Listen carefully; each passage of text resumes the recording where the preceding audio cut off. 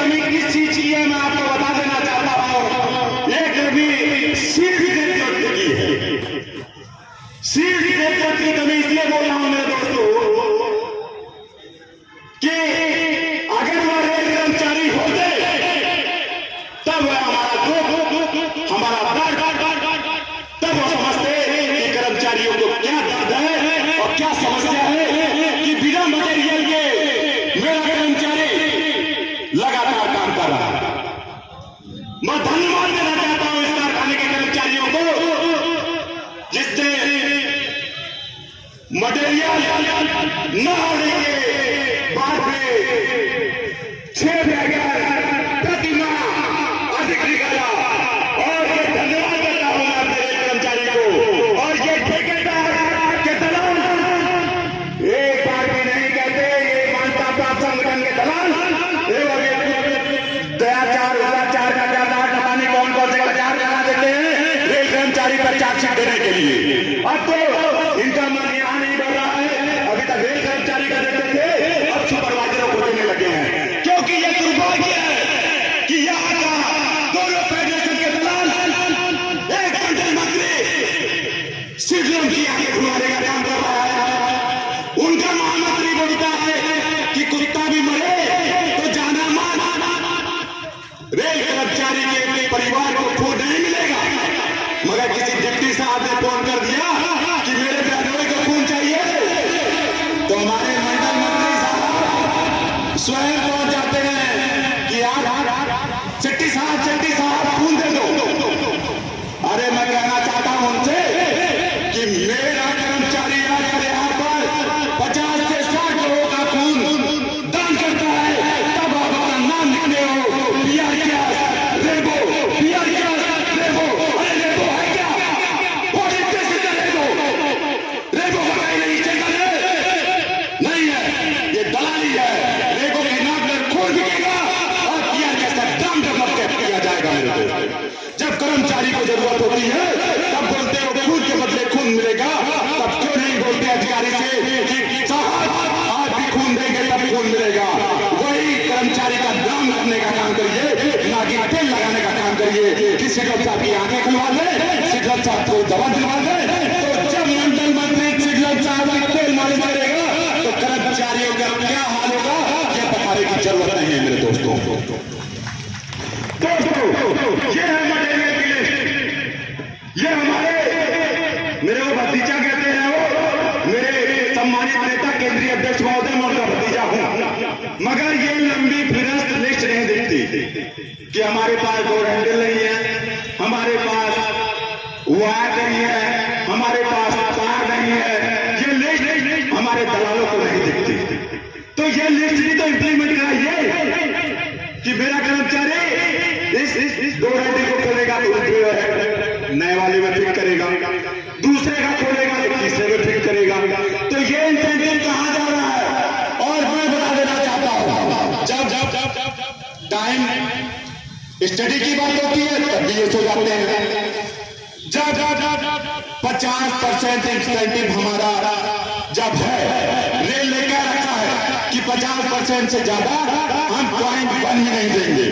मैं कहता हूं ठीक है हम 50 भी देंगे जब हमारा आउटकम अच्छा जाता है तो 48% पे कटौती क्यों की जाती है ये मानता प्राप्त संगठन के दलालों को नहीं दिखता। दोस्तों लंबे चौड़े भाषण में नहीं देना चाहता हूं क्योंकि लोग कहते हैं जब मानता प्राप्त संगठन ही नहीं करा पा रहा है तो जो चौथे दल के नेता कहां से करा लेंगे। इसमें कोई दो राय नहीं है मेरे दोस्तों। अगर लोग आम आदमी पार्टी पर विश्वास नहीं करते तो शायद आम आदमी पार्टी का मुख्यमंत्री उत्तर दिल्ली में पंजाब में गुजरात में भी आपने देखा ही तो वो बनता नहीं। मैं इस आह्वान करना चाहता हूं ये जो भीड़ दिख रही है ये जब चाहे तो सरकार परिवर्तन कर सकती है। और दोस्तों ये लोग नया एक भाषण देने लगे हैं आजकल घूम घूम के कारखाने में चुनाव तो होना नहीं है हम अंडा दे चाहे बच्चा कर्मचारियों को शोषण करते रहेंगे। और मैं इनको बता देना चाहता हूं इस मंच के माध्यम से दोस्तों इस हफ्ते ही कोर्ट केस फाइल हो जाएगा। चुनाव जल्दी आप लोगों के बीच में होगा, ये मैं आपको विश्वास दिला रहा हूं। चाहे कोई भी डीएआ लगे, चाहे कोई भी अपील हो, अगर चार्जशीट भी मिलने का काम होगा तो पूर्व में भी मुझे चार्जशीट मिली है, इनके मंडल मंत्री को चार्जशीट नहीं मिली होगी, इनके अध्यक्ष को चार्जशीट नहीं मिली होगी। मेरा सर्विस बुक उठाकर देख ले, चार्जशीटों से भरा होगा मेरे दोस्तों। मैं झूठ और फरेब की बात नहीं करता, मेरा फोल्डर देख लीजिए दोस्तों। हमारे उस दौर में अभी आप लोगों ने देखा होगा, बरसात थोड़ी सी हुई तो सौंपों में पानी भर गया। ये जुला ये करंट लगने से कोई कर्मचारी बढ़ सकता है, मगर इनको ये नहीं दिखता। मैं पिछली बार भी इनकी टाइल्स का गुणगान किया था यहाँ पर, इनके कार्यालय की एक टाइल्स टूट गई थी जिसमें इनकी कुर्सी फंसती थी मंडल मंत्री के, तो टाइल्स सही हो रही थी, मगर इनको कारखाने के कर्मचारियों का टीन सेट नहीं दिखता, इंडस्ट्रियल फैन नहीं दिखता, इनको ऐसा नहीं दिखता। इनको ये दिख रहा है कि टीन सेट के नीचे मेरा सुलभ शौचालय है। इनका अभी टीन सेट के नीचे सुलभ शौचालय था, सुलभ मतलब इनके कार्यालय। तो इन्होंने कहा कि सर कर्मचारी मरे तो मरे, हम इस टीन सेट के नीचे सुलभ शौचालय नहीं कर सकते, आज इसमें लिंटर बनवाने का काम करें।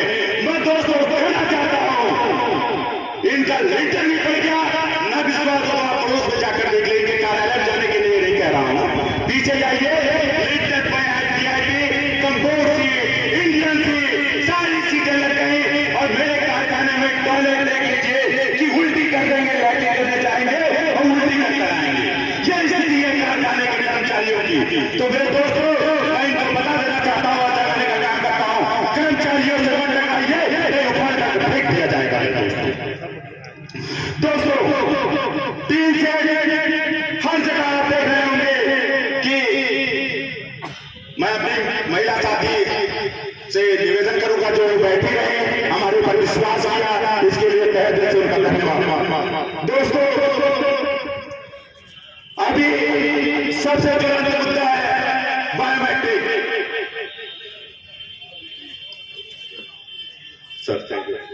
जिसके लिए ये मीटिंग रखी गई, मेन मुद्दा था बायोमेट्रिक। मैं चाहता हूं साथियों, ये बायोमेट्रिक हो सकता है मैं बंद ना करा पाऊं, इसमें कोई दो राय नहीं, क्योंकि हमारे बीच में जयचंद्र लोग पिछली बार यही राजेश तिवारी चिल्लाया था कि बायोमेट्रिक बंद होनी चाहिए, बायोमेट्रिक बंद होने चाहिए, तो इनके कोई दलाल, कल मैंने देखा उनका कमेंट, हम रेल कर्मचारी नहीं है, सड़क छाप देता, हालांकि मुझको नहीं कहा, दोनों फेडरेशन आपस में लड़ रहे थे। एआईएफ वाला कह रहा है तुम टोटी चोर हो, तो एनएफआईआर वाला कह रहा है तुम सड़क छाप देता हो। ये दोनों आपस में ही दलाल आपस में लड़ रहे हैं, क्योंकि दोनों को कार्यालय में, उसके कार्यालय में कमोड नहीं लगा तो इनको दिक्कत, इनके कमोड नहीं लगा तो उनको दिक्कत। तो ये स्थिति सत्य है, मैं तो झूठ नहीं बोल रहा हूं, आप लोगों को पता हो।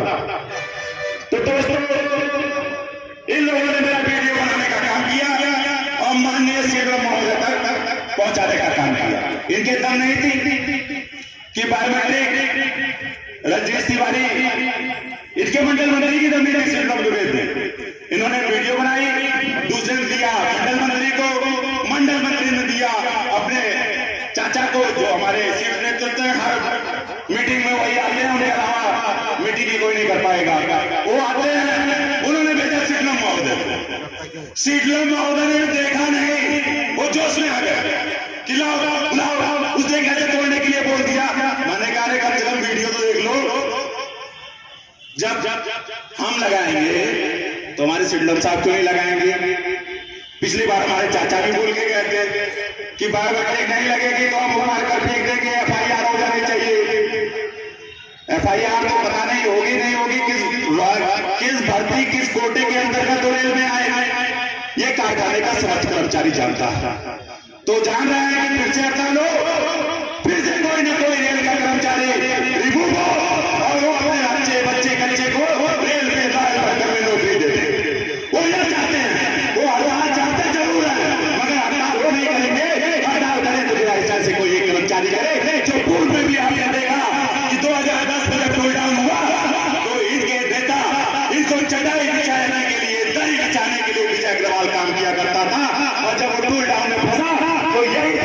जा रहा है। बोले कि विजय अग्रवाल हमारा नेता नहीं है। मैं उन लोगों से पुनः बोलना चाहता हूँ कि फोटो चस्पा बड़ा बैनर लगवाए हैं, महा बैनर, उन लोगों से मैं पुनः बोलना चाहता हूँ उनकी जिनकी फोटो हैं कि ये दोनों दलाल आपको कब कह दे कि हमारा कार्यकर्ता नहीं है, ये कोई पता नहीं।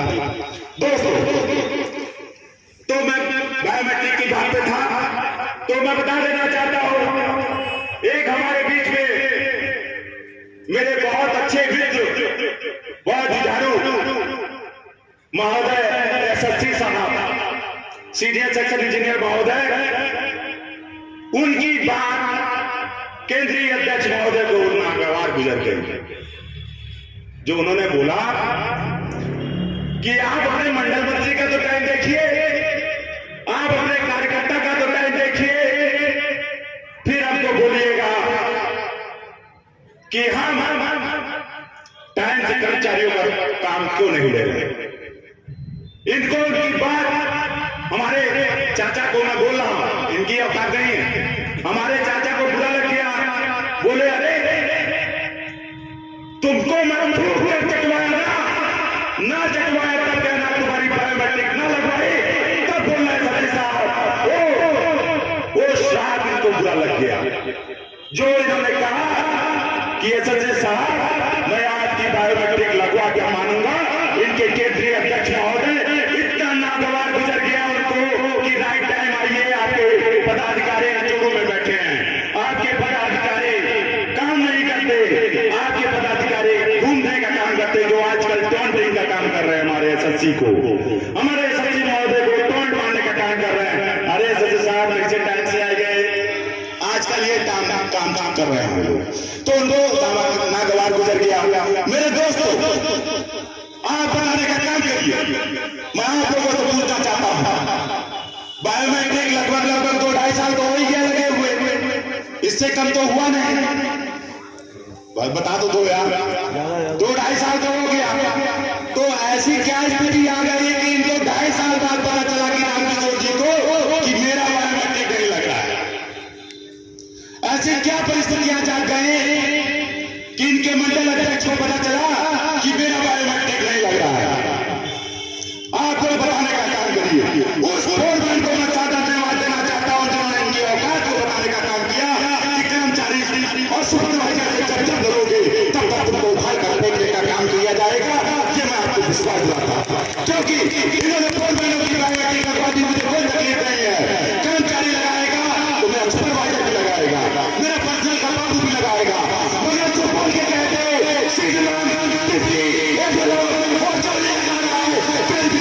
पूछने का काम करिए। मेरे दोस्तों, ये मैं आप लोगों को इन लोगों का भाषा जो लंबा छोड़ कर जाते हैं वो मैं बताने का काम कर रहा हूं। दोस्तों, ये बीओएस है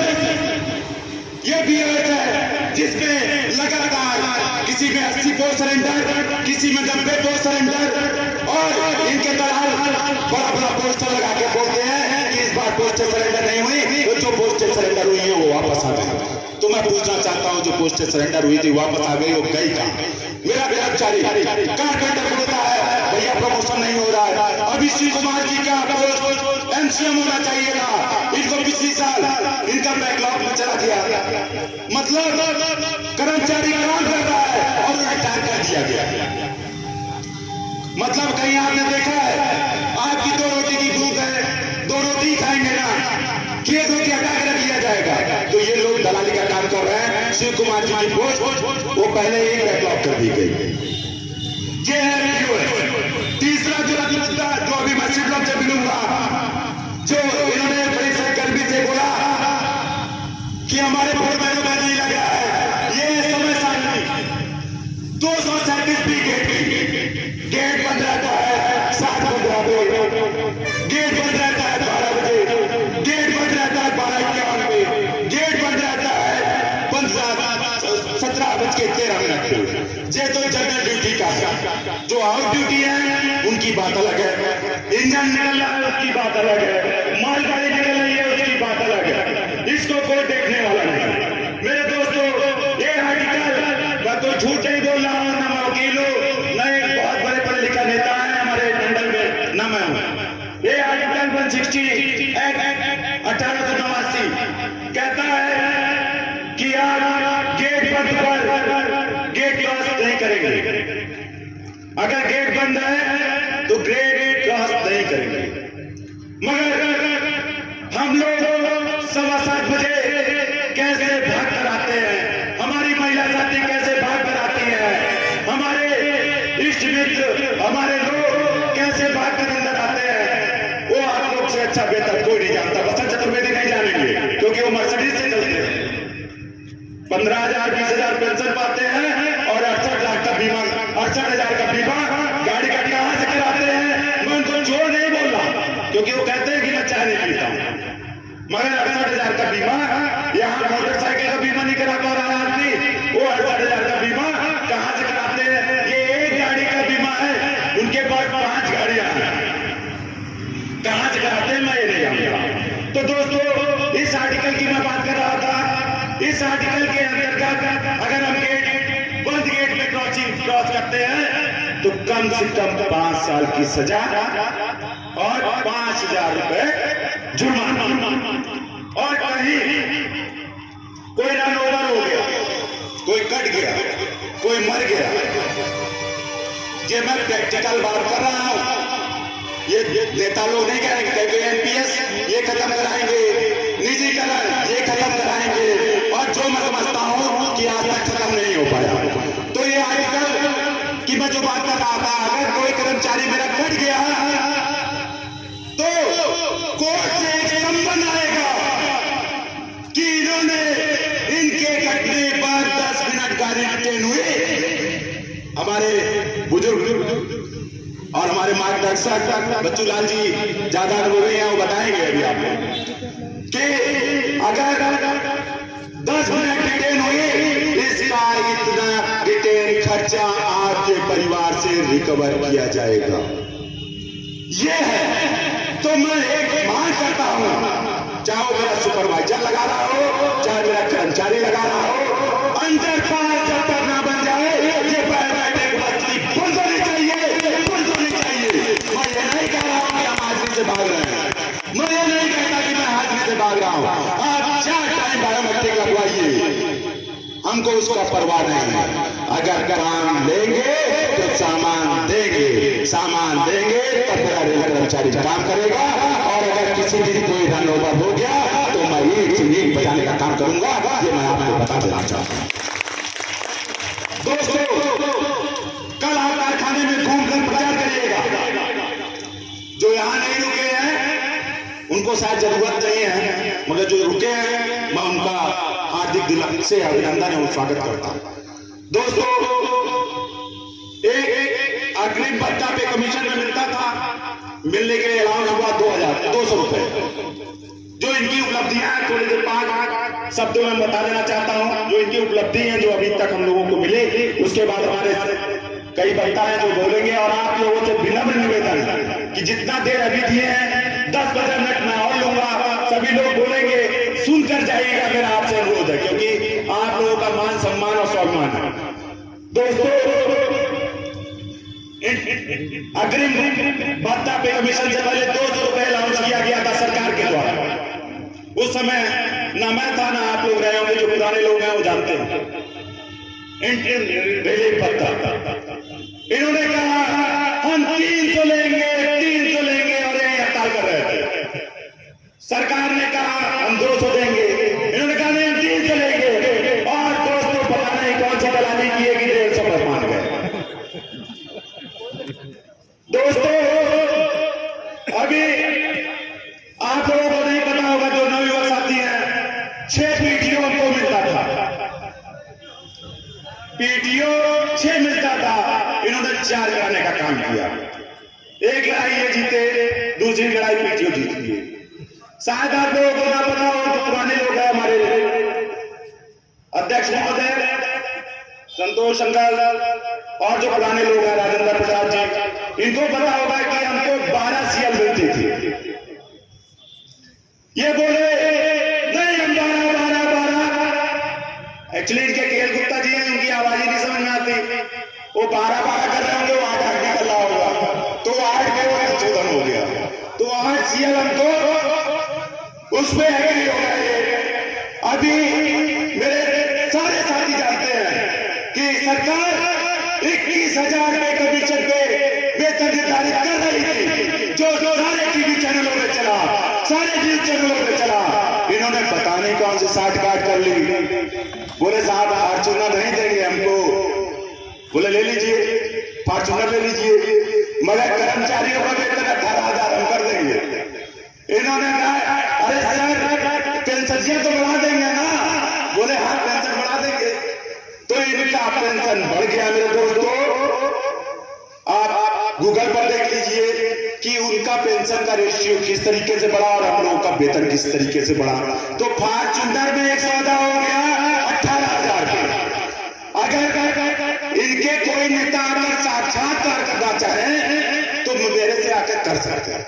दोस्तों इन लोगों के लिए आपने 4 सीएल दान कर दी और मैं आपको विश्वास दिला रहा हूं कि आप मुझे केवल 1 सीएल दें, वो खत्म नहीं होगी, केवल आपके अकाउंट से 1 साल के लिए डिडक्शन होगी। 1 सीएल दीजिए और मैं आपको विश्वास दिला रहा हूं ऐसा विशाल धरना प्रदर्शन करूंगा कि शिवलभ महोदय को आपके टेबल पर आकर आपसे बात करनी पड़ेगी और आपके मदद को आपकी बातों को मानना पड़ेगा। मगर ये कहिए कि रजनीश तिवारी और कांग्रेस आपकी लड़ाई कर लेगी, ये नहीं संभव है। और आप साथ देंगे तो मैं आपको विश्वास दिला रहा हूं कि सूरत जरूर बदलेगी। मैं अपनी बातों को समाप्त करूंगा।